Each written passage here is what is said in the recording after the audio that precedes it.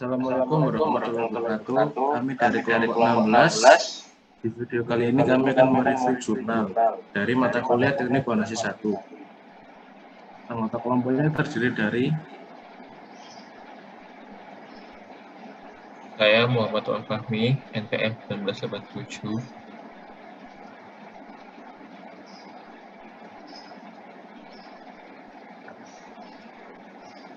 Saya Ahmad Rodian Alaik, NPM 1988. Saya Salman Asendria, NPM 1989. Saya Ilham Arista Rahab, NPM 19102. Untuk jurnal yang kami review di video kali ini berjudul analisis daya dukung tanah pada pondasi dangkal dengan metode El-Heminer dan Meyerhoff. Penulis jurnal yang kami review adalah Hilmi Harisan Ahmad tahun 2021. Daftar isi dari PowerPoint kali ini abstrak, tujuan penelitian, metodologi penelitian, hasil penelitian, dan kesimpulan. Selanjutnya bisa dilanjutkan dengan Ilham. Abstrak. Struktur bawah merupakan salah satu bagian dari bangunan dan struktur bawah menahan bagian atas. Bangunan struktur bawah dapat berupa basement atau pondasi. Pondasi menahan beban dari atas, sehingga struktur bawah, jika terjadi sesuatu seperti gempa, tidak boleh gagal terlebih dahulu. Beban dari struktur atas didistribusikan melalui kolom dengan nilai tegangan yang diizinkan sesuai dengan nilai daya dukung tanah. Next.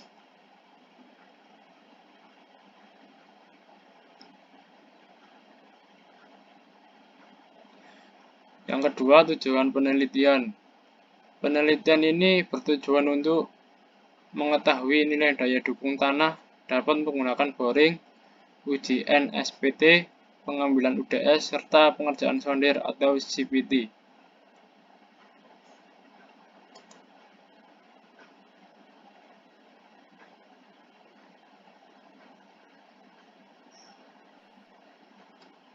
Di sini saya akan menjelaskan untuk lanjutan materinya mengenai metodologi penelitian.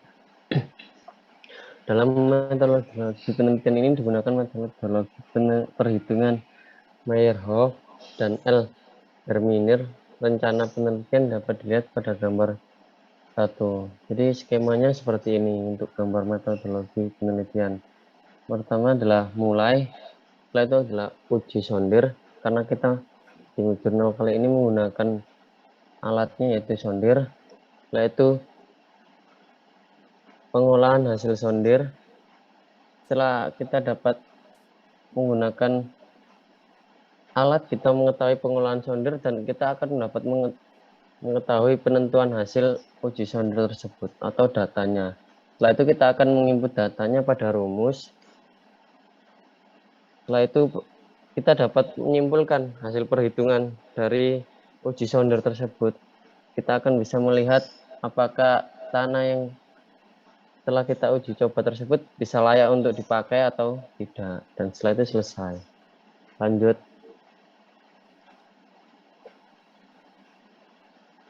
Dan hasil dan pembahasan. Di sini penyelidikan tanah. Penyelidikan tanah berfungsi untuk mengetahui kondisi tanah dan lapisan tanah. Maka sondir. Sondir menggunakan alat untuk mengukur nilai perlawanan konus dan hambatan lekat secara langsung. Dari hasil pengujian sondir dihasilkan dapat dipergunakan sebagai penentu jenis tanah atau dapat menafsirkan tanah yang diuji dengan terus-menerus dengan sedikit kesalahan. Jadi sondir itu nanti akan istilahnya itu dibor ke bawah tanah untuk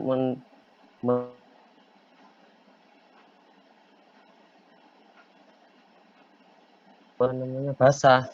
Jadi kita bisa mengetahui karena bisa digunakan dengan terus-menerus juga. Jadi untuk mengurangi sedikit kesalahan untuk waktu membuat pondasi tersebut. Daya dukung tanah, kemampuan tanah untuk menerima atau menahan beban yang di atasnya dan tidak berubah kondisinya.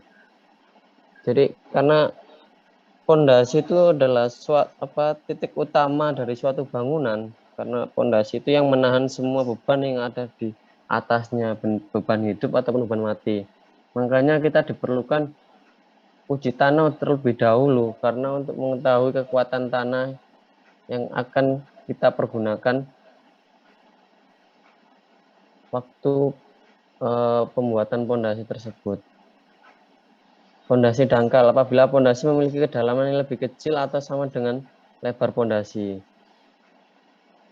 Jadi maksudnya memiliki kedalaman yang lebih kecil atau sama dengan lebar pondasi itu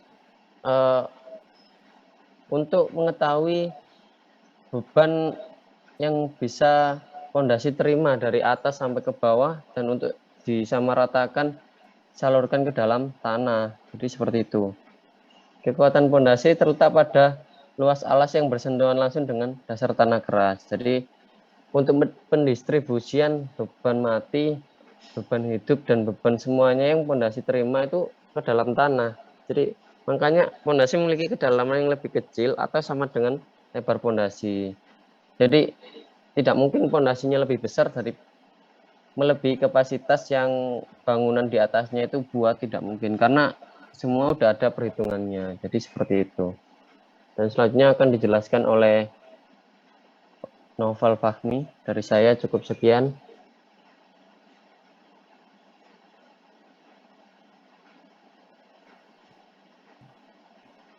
Hasil penelitian di mana QO sama dengan QC kali B kali 1 plus D per B dikali 1/40.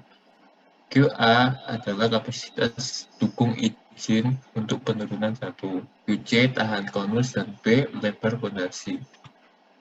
Metode Alheminier menggunakan persamaan sebagai berikut.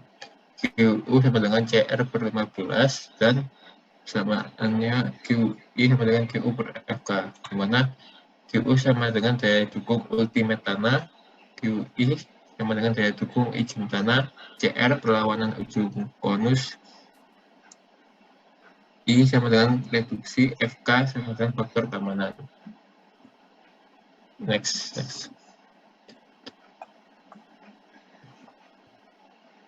Perhitungan dengan metode Mayhoff.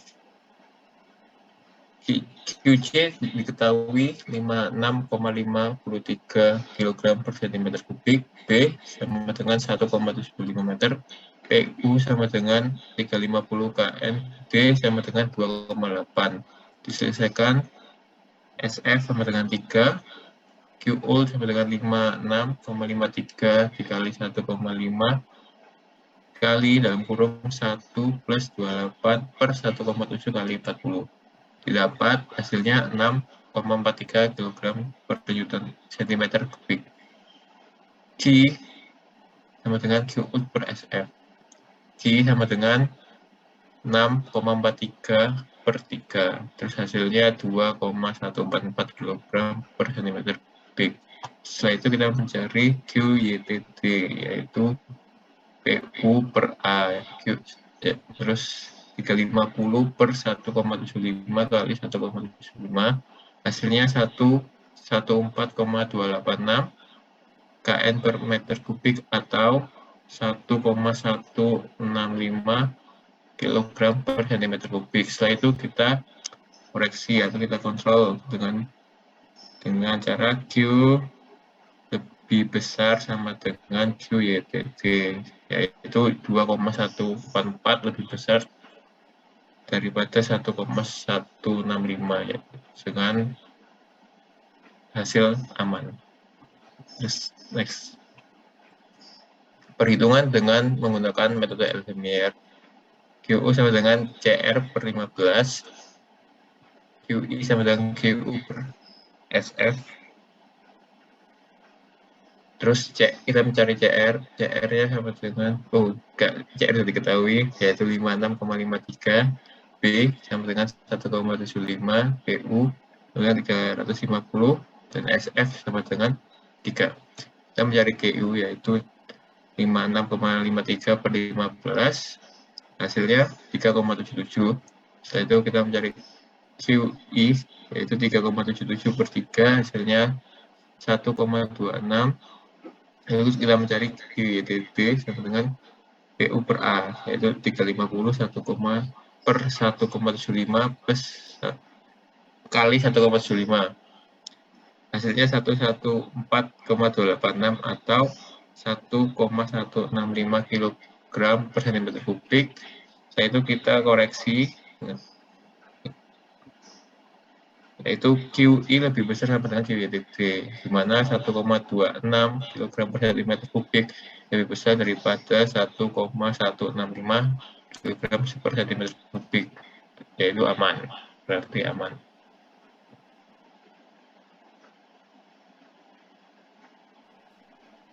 Baik, untuk kesimpulannya yang bisa kita ambil dari slide-slide sebelumnya, hasil riset kami di dalam jurnal tentang penelitian teks didapatkan analisis berdasarkan perhitungan yang telah dilakukan dengan menggunakan kedua metode bahwa bangunan dapat menggunakan fondasi dangkal.